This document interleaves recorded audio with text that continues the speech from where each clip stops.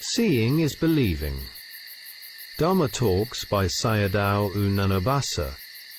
Talk 15. The Ways of Cessation. Among practicing yogis, experiences of cessation are not the same. Although all yogis make effort in the practice with the aim that cessation will occur, the manner in which cessation is experienced may differ from person to person. These differences arise from the knowledge of appearance, which varies among individuals, in Burmese, Atham Nana. Based on practice, let us discuss the different ways of cessation. Practice is grounded in Satipatthana Samadhi. Whether one bases practice on form, Rupanupasana, feeling, Vedananupasana, or other foundations, these contemplations concern phenomena such as contact, feeling and knowing. They are all rooted in the nature of the four satipatthanas. If the practice is correct at the beginning, the middle and the end will also become correct. When one contemplates a single aggregate khandha, the other aggregates are implicitly included. To establish a clear target, a yogi must contemplate the object that is most distinct to him. If form rupa is clear, he contemplates form. If feeling is clear, he contemplates feeling, and so forth. Whatever object is taken, in a human being all five aggregates arise together and vanish together. After seeing that an object arises and vanishes, knowing that this is a single moment of mind, the yogi continues contemplation, and observes that the object is no longer present. Previously, the object was seen. After it vanishes, it is no longer there. This is the characteristic of impermanence, anicca lakkhana. All three characteristics are encompassed within impermanence. Therefore, for a practicing yogi, cessation will eventually be reached. For this reason, it is important to understand the different characteristics that lead toward cessation. All phenomena arising from the body are moving toward dissolution. Nothing among them fails to perish. If a yogi sees phenomena as stable, that vision is incorrect. Taking them as permanent constitutes eternalism, sasataditi. From this wrong view, feeling conditions craving, vedana pachaya tanha, and one then acts according to the demands of craving. Here, two possibilities must be understood. Ordinarily, phenomena are misconceived either as existing or as non-existing afterward.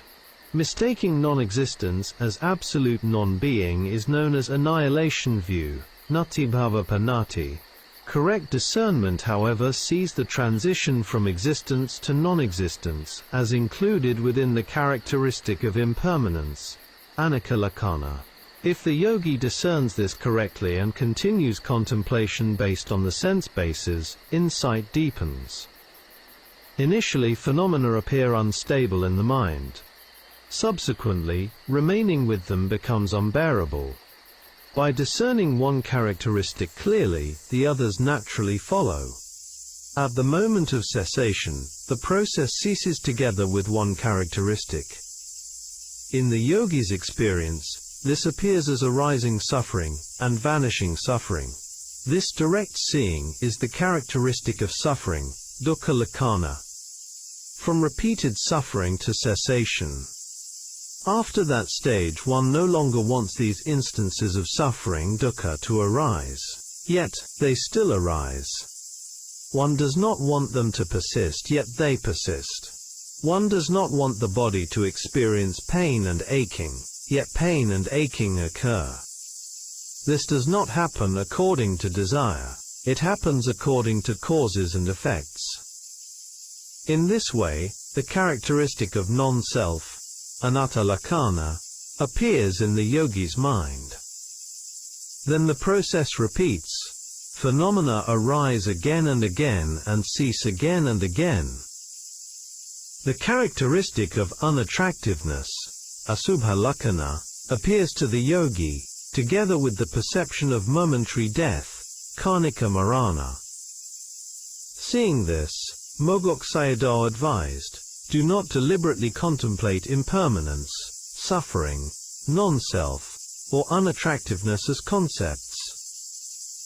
If one truly discerns rise and fall, the practice will naturally reach completion.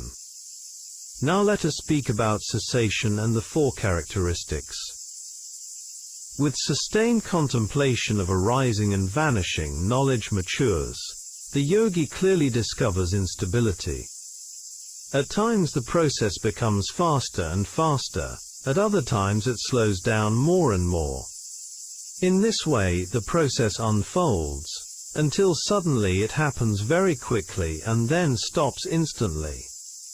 Only when impermanence anicca ceases clearly within knowledge is cessation properly realized. The phase known as Vartanagamini Jivana occurs as the process repeatedly approaches cessation or crosses over to the cessation of the earth, water, fire and wind elements, respectively, as these elements are experienced as oppressive. The cessation related to the earth element may feel as though the entire body is being pressed by a massive rock, then breaking apart into fragments in rapid moments. With the water element, it may feel as if the body becomes liquid and flows outward, such as mucus or other bodily fluids being released. With the fire heat element, it may feel as though the whole body is burned down into ashes, followed by cessation. With the air-wind element, the whole body may tremble and shake violently, as if possessed by an unseen force, and then suddenly cease. These experiences correspond to the cessation of oppression, dukkha, as conditioned through the elements. Cessation and the characteristic of non-self. The cessation related to the characteristic of non-self, anatta-lakkhana, occurs when the processes of arising and vanishing come to cessation and no impermanence is discerned. To the yogi it may appear that the knowing mind itself has not ceased. However, in reality each moment of knowing consciousness ceases one by one, vanishing successively. They are not a single knowing entity. Each knowing moment knows its object separately. Some moments may know many instances of impermanence, others may know only a few.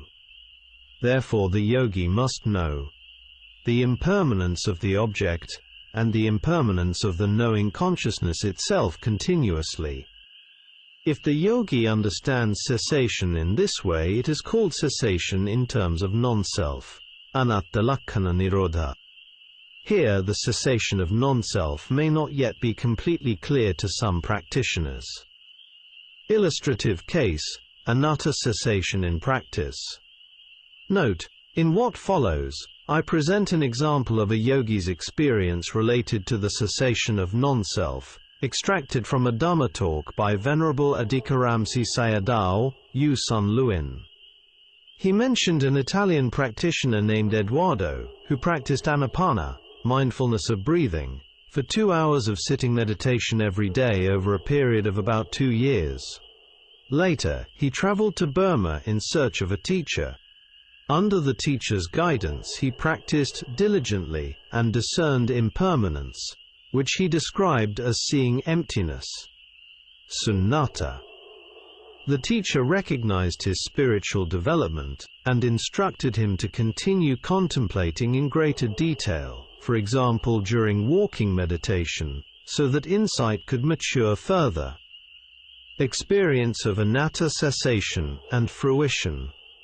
One night, during an interview, he presented his experience to the teacher. He said that whenever the seeing of emptiness, sunnata, arose, he felt an urge to jump into it, yet he could not do so. This tendency was due to clinging and wrong view. Then he asked himself, who wants to jump into it? There is no I and no me who can jump. At that moment, he abandoned wrong view and turned directly to experience. As soon as he contemplated non-self, anatta, the entire aggregate, khanda, disappeared in an instant, as if in a sudden explosion. Immediately path consciousness, magga-citta, arose, followed by fruition consciousness, phala-citta, occurring twice.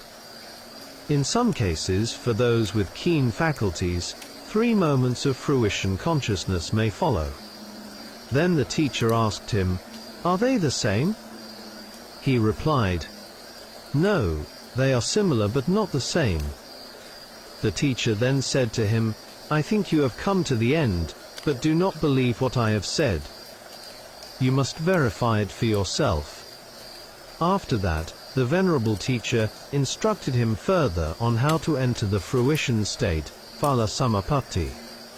He succeeded in the test and continued to develop his practice after returning to Italy.